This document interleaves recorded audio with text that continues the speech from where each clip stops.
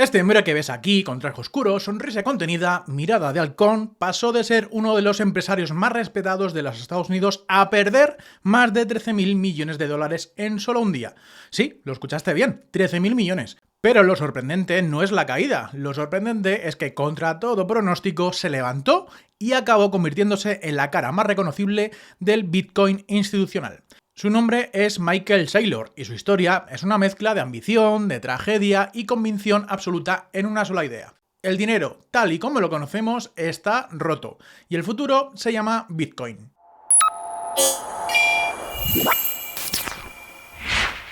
En este episodio vamos a recorrer su vida, sus éxitos, sus fracasos y su apuesta más arriesgada. Una apuesta que, si le sale bien, lo convertiría en el visionario definitivo de nuestra era, y si le sale mal, en el mayor loco de la historia financiera moderna. Michael Saylor nació en Lincoln, en Nebraska, en 1965. Es hijo de una familia militar. Su infancia pues, también estuvo marcada, en este caso, por mudanzas constantes y una educación muy rígida. Creció en bases aéreas, rodeado de disciplina y tecnología, y eso pues, le dejó una marca. Desde pequeño, Michael no veía el mundo como los demás niños. Él miraba hacia el futuro. En el colegio destacó rápido, no tanto por ser el más simpático, pero...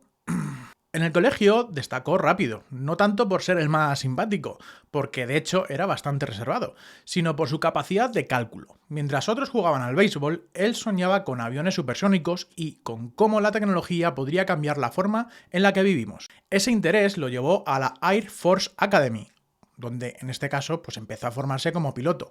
Imagínate esta escena, el joven Saylor con 18 años entrenando con la idea de volar cazas, creyendo que su vida estaría entre diferentes radares, entre cabinas de mando y con una velocidad supersónica. Pero el destino le tenía preparada otra ruta. Una enfermedad, una condición médica que le impedía seguir el camino militar, lo sacó de la academia. Para muchos habría sido un golpe definitivo, para él pues fue solamente un desvío. Terminó en el MIT, en el Massachusetts Institute of Technology, una de las universidades más prestigiosas de todo el mundo. Allí se graduó en Ingeniería Aeronáutica y en Ciencia de la Computación. Y en esos pasillos se terminó de fraguar la mentalidad que definiría su carrera. Resolver problemas complejos con tecnología. Estar en el MIT, en los años 80, no era solo el lugar para aprender, era el corazón de la revolución tecnológica. Allí coincidió con genios emprendedores que soñaban con cambiar el mundo. Y Michael, absorbió todo eso como una esponja. En 1987, recién graduado, entró a trabajar en el DuPont, una multinacional química. Allí fue donde descubrió su gran habilidad. No solo era bueno con la ingeniería, era capaz de aplicar modelos computacionales para tomar decisiones empresariales. Y en un momento donde casi nadie lo hacía, Saylor ya estaba usando simulaciones informáticas para predecir el futuro de los negocios. Pero claro, un tipo así no iba a durar mucho como empleado. Michael quería más, quería construir. En 1989, con apenas 24 años, fundó su propia empresa, MicroStrategy, una compañía que prometía ayudar a otras empresas a tomar decisiones con datos. Hoy eso suena normal, pero en aquel entonces era ciencia ficción, y la jugada yo creo que le ha salido brutal. En los años 90, MicroStrategy creció como la espuma, se convirtió en pionera del Business Intelligence, software que permitía a las empresas el poder entender sus datos, analizarlos y usarlos para poder crecer. Imagina lo que suponía en un mundo donde Internet estaba naciendo, un adelanto a su tiempo. Para finales de los 90, Michael Saylor ya no solo era un empresario, era un millonario joven, brillante y con aura de visionario. La revista Forbes le metía en la lista de los más ricos. Wall Street lo adoraba y sus empleados lo veían casi como un gurú. Pero como suele pasar con estas historias, cuando estás arriba del todo, la caída puede ser brutal. Y lo que le pasó a Saylor en el año 2000 es de película. Deja que haga una pausa rápida, porque esto que estamos comentando ahora, al final no se queda solo aquí en el propio podcast. Cada semana preparo mi newsletter donde mandamos emails, estrategias y reflexiones que no publico en ningún otro sitio. Si quieres dejar de ir a ciegas en el propio mercado y empezar a recibir una visión clara y directa, apúntate gratis. El enlace lo tienes en la descripción. Llevamos casi 3 años aportando valor semanalmente, sin fallarte ningún día. Así que danos una oportunidad que no te cuesta nada. Yo os voy a contar ahora el día que perdió los 13.000 millones de dólares, porque era el año 2000. La burbuja de las .com estaba en pleno auge. Internet era como el nuevo oro y cualquier empresa que llevara un .com en el nombre pues multiplicaba su valor de la noche a la mañana. Y ahí estaba MicroStrategy, la joya de Michael Saylor. Su software de análisis de datos era la niña bonita de Wall Street. La acción no paraba de subir, los inversores se peleaban por entrar y Saylor, a sus 35 años, era multimillonario. De hecho, en marzo del 2000, su patrimonio alcanzó los 13.000 millones de dólares. Eso lo coloca en el Olimpo de los grandes ricos de la época, codeándose con titanes como Bill Gates y Larry Ellison. Pero había un problema, y no era pequeño. La contabilidad de MicroStrategy no estaba siendo del todo clara. Habían inflado ingresos, adelantado beneficios, jugado con las expectativas, algo muy típico de la época, por cierto, pero que tarde o temprano pues iba a estallar. Y, amigo mío, sí, estalló. El día 20 de marzo del 2000, la empresa anunció que tenía que rehacer sus cuentas de los 2 años anteriores. En cuestión de horas, las acciones se desplomaron un 62%. En un solo día, Michael Saylor pasó de multimillonario legendario a perder prácticamente toda su fortuna, en solamente 24 horas. 13.000 millones de dólares borrados de un plumazo. Para que te hagas una idea, en ese momento fue la mayor pérdida de riqueza personal registrada en tan poco tiempo. Una catástrofe que salió en todos los periódicos.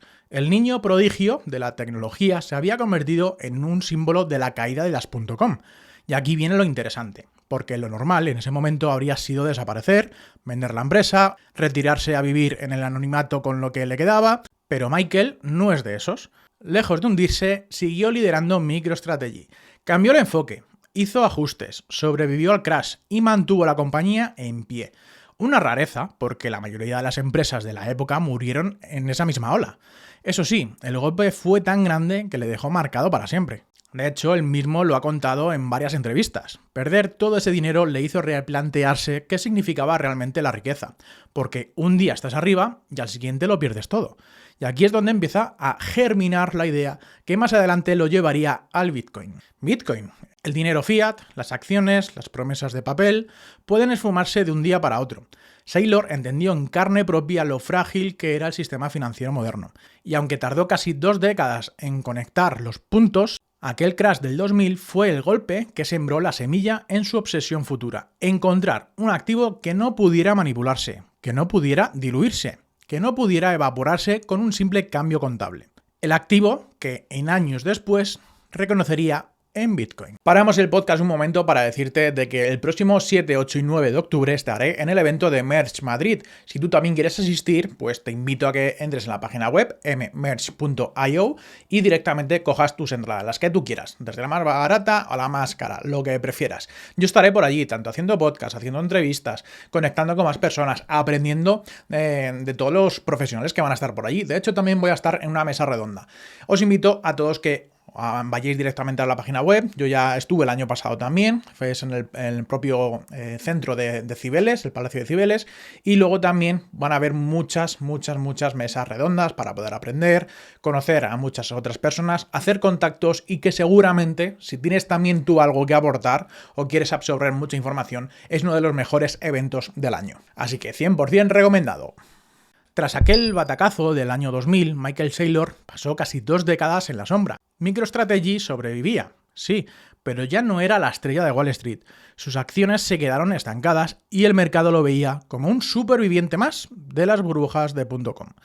Pero bueno, mientras tanto, Michael no estaba quieto. Volvió a sus orígenes, la tecnología y la estrategia a largo plazo. Mantuvo la compañía, redefinió el modelo de negocio y aunque nunca volvió a las portadas de Forbes, logró que MicroStrategy siguiera viva. Y ojo, eso ya era un mérito enorme, porque muchas de las empresas de su propia generación desaparecieron. Ahora, avancemos rápido hasta el 2019-2020. El mundo estaba entrando en un escenario económico complicado. Los bancos centrales imprimían dinero como si no hubiera un mañana. Bueno, de hecho lo siguen haciendo. Los tipos de interés eran ridículos en aquel momento. Y la inflación empezaba a asomar con fuerza. Michael, ya con más de 50 años, se encontró frente a un problema que no era teórico, era existencial. MicroStrategy acumulaba miles de millones de dólares en efectivo, pero ese dinero se estaba devaluando cada día que pasaba.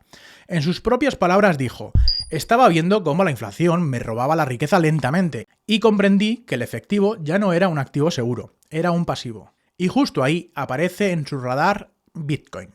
Hasta ese momento, Saylor no era fan. De hecho, en 2013 había tuiteado que los días de Bitcoin estaban contados. Lo veía como una moda pasajera, un juguete. Pero en 2020, en plena pandemia, algo cambió. Empezó a estudiarlo en serio. Pasaba horas leyendo papers, escuchando podcasts, hablando con expertos. Y poco a poco su visión se transformó. Descubrió que Bitcoin no era un juguete, era un activo digital escaso con un límite absoluto de 21 millones de unidades, inmutable, descentralizado, incorruptible y, en pocas palabras, la forma de dinero más sólida jamás creada por el ser humano. Y aquí es donde vemos el verdadero Michael Saylor, un tipo que, cuando encontraba una idea que le convence, no entra tímidamente. No pone un pie en el agua, se lanza directamente de cabeza.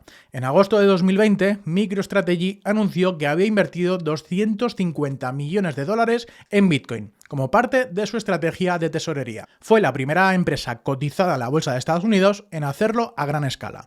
Ese movimiento fue histórico. Hasta entonces, Bitcoin estaba asociado a geeks, a libertarios, a especuladores, pero de repente, una empresa seria, con décadas en el Nasdaq, estaba diciendo: este es nuestro activo de reserva, este es nuestro refugio, y no quedó ahí.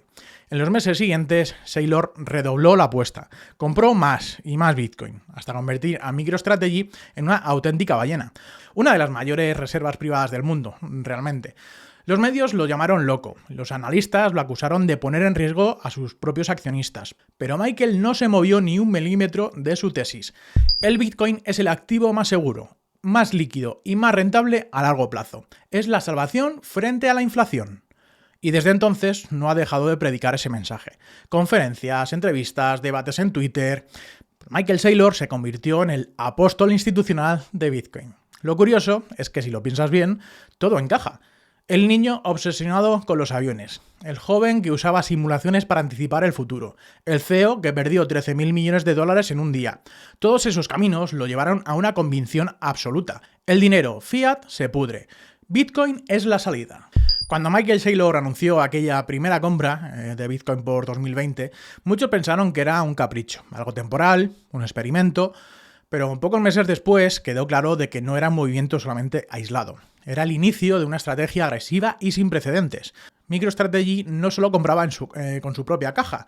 Saylor emitía bonos, pedía préstamos, vendía acciones, todo con un único objetivo: acumular más Bitcoin. Para que te hagas una idea, entre 2020 y 2021, MicroStrategy emitió más de 2.000 millones de dólares de deuda convertible y con ese dinero compró Bitcoin. La apuesta más clara: apalancarse barato en dólares, un dinero que se deprecia, para adquirir un activo que él consideraba eterno. Yo creo que también. Y claro, en Wall Street muchos se llevaron las manos a la cabeza. Los analistas decían: bueno, se está poniendo en riesgo la compañía. Es una locura apalancar una empresa de software para poder comprar un activo volátil. MicroStrategy ya no es solo una empresa, es un ETF de Bitcoin disfrazado.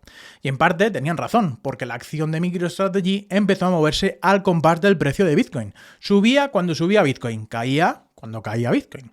Pero aquí es donde entra al juego también la visión de Saylor. En cada entrevista repetía el mismo mensaje con una calma inquebrantable. El balance de MicroStrategy es como un cubo de hielo derritiéndose. Si no lo protegemos, desaparecerá. Bitcoin es el único activo capaz de conservar y multiplicar nuestra riqueza a largo plazo. Y ese discurso fue calando poco a poco. Lo que al principio sonaba una locura, empezó a verse como una jugada maestra, sobre todo cuando Bitcoin pasó de 10.000 dólares a más de 60.000 en apenas un año. Y aquí Michael jugó otra carta clave, su narrativa pública. Se convirtió en un predicador de Bitcoin. Cada aparición suya era un espectáculo. Explicaba con frases contundentes, con metáforas simples, con números claros, y decía cosas como: el Bitcoin es un rascacielos de acero en medio de un océano de dinero que se hunde. Es la red monetaria más fuerte jamás creada. Cada dólar que te guardas en efectivo es como sentarte en un cubo de hielo que se derrite bajo el sol. Y ese del lenguaje directo conectaba con todo el mundo, desde inversores retail hasta ejecutivos de grandes fondos. Y lo más importante, abrió la puerta a otros institucionales. Después de MicroStrategy vinieron Tesla, Square, o lo que hoy es en día Block, y decenas de empresas más. En este caso la narrativa cambió. De ser un activo marginal, Bitcoin pasó a ser visto como una de las reservas corporativas a nivel institucional ilegítima. Pero por supuesto no todo fue de color de rosa. La SEC, el regulador de Estados Unidos, puso a MicroStrategy bajo la lupa y querían, en este caso, pues asegurarse de que esa estrategia era transparente. Los medios lo pintaban como un fanático, los bajistas apostaban contra su acción, pero Michael Saylor resistió. Y aquí hay un detalle interesante. Muchos CEOs de compañías habrían dudado, habrían buscado un punto medio, una salida elegante. Saylor hizo todo lo contrario, redobló la apuesta. Cada caída de Bitcoin era para él una oportunidad para comprar más. Y claro, esa postura extrema lo convirtió en un personaje polarizador. Para unos, un visionario, el primero que encendió la magnitud del cambio. Para otros, un apóstol fanático que arriesgaba a su empresa por una fe irracional. Pero al margen de lo que pienses, lo cierto es que su figura se volvió imposible de ignorar. En cada conferencia de Bitcoin, en cada podcast, en cada debate económico, el nombre de Michael Saylor estaba presente. Y esto nos lleva a una pregunta clave. Quiero que me respondas, ¿es Saylor un genio adelantado a su tiempo? ¿O un loco que arrastrará a su empresa al desastre? La respuesta, como siempre, está en el tiempo. Y la siguiente etapa de su historia es todavía mucho más intensa. Déjame tu comentario a ver qué opinas. Quiero aprovechar también este espacio para hablarte de una herramienta que yo llevo más de un año utilizando y que sinceramente me ha cambiado la forma de hacer trading. Y esto lo digo porque quise hacerme embajador de esta empresa y lo he podido conseguir. Soy la primera persona de habla hispana que habla de ellos. Es como cuando nació Notion o Airtable o, bueno, ya conocerás el Excel, pero aplicado al trading. Una herramienta fantástica. Se llama Altfins y tienes el enlace directo en la descripción. Básicamente es como tener un radar encendido las 24 horas del día que te filtra las mejores oportunidades del mercado. Por ejemplo, ¿quieres buscar solo operaciones de pullback? Bueno, pues entras, lo seleccionas y te saca todas las operaciones que cumplan ese patrón en cuestión de segundos. Todas las criptomonedas que tengan ese patrón te lo sacan. ¿Prefieres triángulos alcistas? Te lo saca también, te saca la lista. ¿Quieres que te avise de movimientos históricos que suelen repetirse? Te los muestra, incluso por temporalidad de 1 hora, de 4 o de días. Yo tengo la versión premium porque me compensa, pero tú puedes abrirte tu cuenta gratuita y empezar a probar desde ya. El enlace está en la descripción. Créeme que si tienes una metodología de trading, Altfins es como llevarla a otro nivel. Esta herramienta la va a tener que usar todo el mundo. Con su plan gratis por lo menos ya te darás cuenta de todo lo que ofrece. Y te acordarás que cuando un día no la utilices, te faltará mucha información y perderás esa guía. Bueno, vamos a seguir con el episodio. En el año 2021 había sido un año glorioso. Bitcoin tocaba máximos históricos. MicroStrategy estaba en boca de todos y Michael Saylor parecía un gran visionario de Wall Street. Pero como siempre, en este mercado, después de la euforia, viene el invierno, o lo que se denomina el cripto invierno. Bueno, el bear market. En noviembre de 2021, Bitcoin estaba cerca de los $69.000. Unos meses más tarde, en 2022, el precio se desplomó hasta los 17.000. Una caída brutal, de más del 70%. Y claro, todos los ojos estaban puestos en él. MicroStrategy había acumulado más de 100.000 bitcoins, muchos comprados a precios bastante altos. Las pérdidas en papel eran gigantescas. Los titulares eran demasiado despiadados. Saylor lleva a MicroStrategy al borde del colapso. El apóstol de Bitcoin atrapado en su propia trampa. ¿Está Michael Saylor arruinando a sus accionistas? La presión era insoportable. Los bajistas lo celebraban. Los analistas decían que iba a tener que vender todo lo que tenía, que la empresa tendría que liquidar sus posiciones para poder sobrevivir.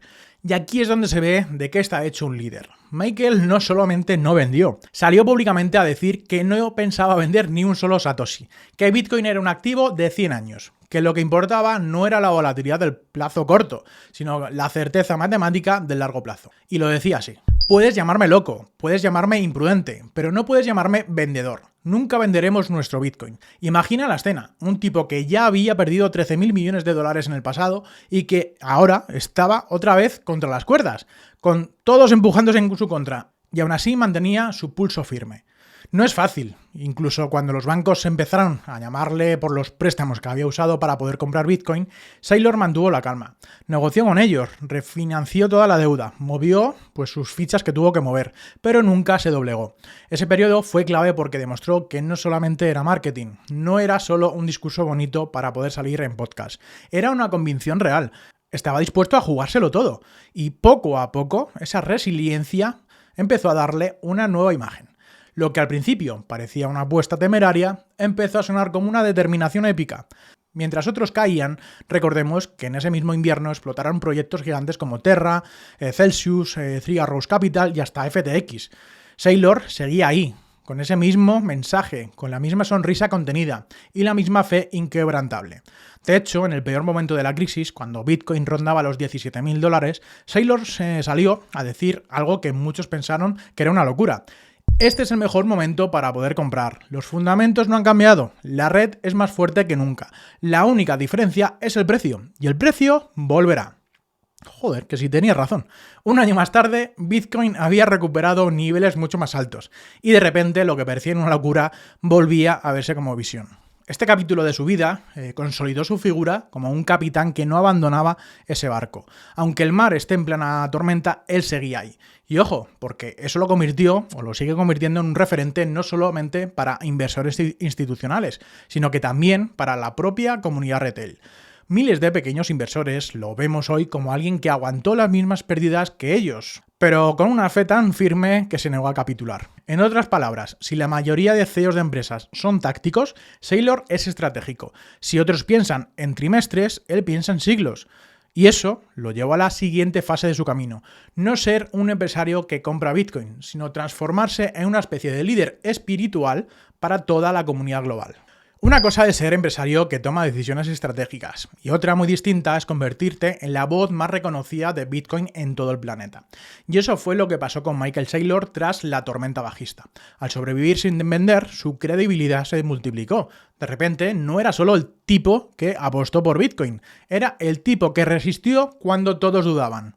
Ese aura de resiliencia lo convirtió en algo más que un CEO, lo convirtió en un evangelista. Y aquí empieza la etapa en la que, más que dirigir una empresa, Michael parece un predicador viajando por todo el mundo para contar lo bueno que tiene Bitcoin. Lo ves en conferencias, lo ves en podcasts, en debates televisivos, siempre impecable, con frases cortas, contundentes, cargadas de imágenes que cualquiera puede entender.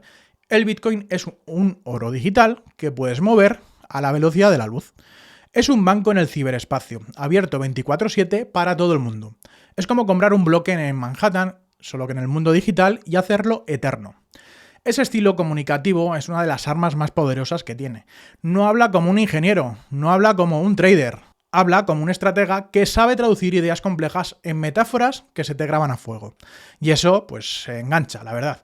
Cada aparición suya se viraliza, cada tuit suyo genera titulares. Su cuenta de Twitter pasó de ser casi desconocida a tener millones de seguidores atentos a cada palabra que dice. Pero lo más importante es que empezó a inspirar a otros ejecutivos. No es lo mismo que un youtuber te diga compra Bitcoin que el CEO de una empresa que cotiza en el Nasdaq te diga yo he puesto miles de millones de dólares de mi compañía en este activo y no pienso vender. Eso pesa y eso cambia también un poco el relato. Y por eso, poco a poco, Saylor fue ganando ese lugar en la historia. Es el hombre que abrió la puerta del Bitcoin a las instituciones. De hecho, si lo piensas bien, ya hay un paralelismo interesante. Así como Elon Musk es la cara de Tesla y los coches eléctricos, o Jeff Bezos es la cara de Amazon y el comercio online, o los libros cuando eran al principio, pues Michael Saylor se convirtió en esa cara de Bitcoin de manera institucional. Un icono, un símbolo. Un tipo que se juega su reputación y su fortuna en una sola idea y la defiende hasta el final. Y ojo, aquí hay algo personal, porque cuando lo escuchas hablar notas que no es solo negocio, es casi filosófico. Para Saylor, Bitcoin no es solamente un activo, es una revolución moral. Es la forma de proteger la riqueza de millones de personas frente a gobiernos que imprimen dinero sin control. Es la manera de dar soberanía financiera a los individuos en países donde el sistema bancario es un desastre. Es, en sus palabras, la esperanza de la humanidad en el ciberespacio. Claro, para algunos esto suena un poco raro, y lo es. Pero justamente ahí está la fuerza de su personaje. No es muy tibio, no duda, no titubea, habla como un creyente. Y los creyentes mueven montañas. Y aquí es donde su figura se vuelve de doble filo. Para sus seguidores es un visionario que está construyendo el futuro. Para sus detractores es un fanático que arrastra a la gente a un riesgo enorme. Sea como sea, nadie puede ignorarlo. Y esa es, quizá, su mayor victoria, pasar de ser un millonario caído en desgracia en los 2000 a ser una de las voces más escuchadas en el siglo XXI cuando hablamos del futuro del dinero. Michael Saylor no es un personaje fácil de clasificar. No es un simple empresario, no es un especulador más, tampoco es un político ni un filósofo, aunque en parte tiene algo de todo eso. Lo que sí es indiscutible es que ha dejado una huella enorme en la historia de Bitcoin. Piénsalo de esta manera, si mañana se escribiera un libro sobre cómo Bitcoin pasó de ser un experimento de cyberpunks a convertirse en una reserva de valor global, habría un capítulo reservado para él, como lo tenemos ahora mismo en la vida cripto. El capítulo del hombre que arriesgó la reputación de su empresa, que se endeudó hasta el límite, que se convirtió en la voz institucional de Bitcoin y que nunca se bajó del barco. MicroStrategy posee más de 150.000 Bitcoins, y más de 300.000, y más de 400.000, y más de 600.000 Bitcoins. Una cifra que en el futuro podría ser vista como una de las decisiones corporativas más visionarias de la historia. O, en el peor de los casos, como el mayor error financiero de una empresa tecnológica. Y ahí está lo fascinante, todavía no sabemos el desenlace. Lo que sí sabemos es que Saylor no va a rendirse, y lo dice sin miedo. Bitcoin es un activo de 100 años, yo solo estoy empezando. Esa frase resume su mentalidad. Mientras los demás miran gráficos de una hora, él piensa en décadas. Mientras los mercados se asustan por una caída del 20%, él sonríe y habla de comprar más. Y ese contraste es lo que le convierte en una figura tan polarizadora como icónica. Porque en un mundo lleno de voces tibias, Michael Saylor eligió ser extremo. Y los extremos siempre quedan grabados en la historia. Al final, lo que nos deja su viaje no es solamente la lección sobre Bitcoin. Es una lección sobre convicción, sobre cómo mantenerse firme cuando todos te llaman loco, sobre cómo volver a levantarse aunque hayas caído una y otra vez desde lo más alto. Y quizás esa es la verdadera enseñanza de Saylor. No importa si el tiempo lo coloca en el pedestal de los visionarios o en la lista negra de los grandes imprudentes de la historia.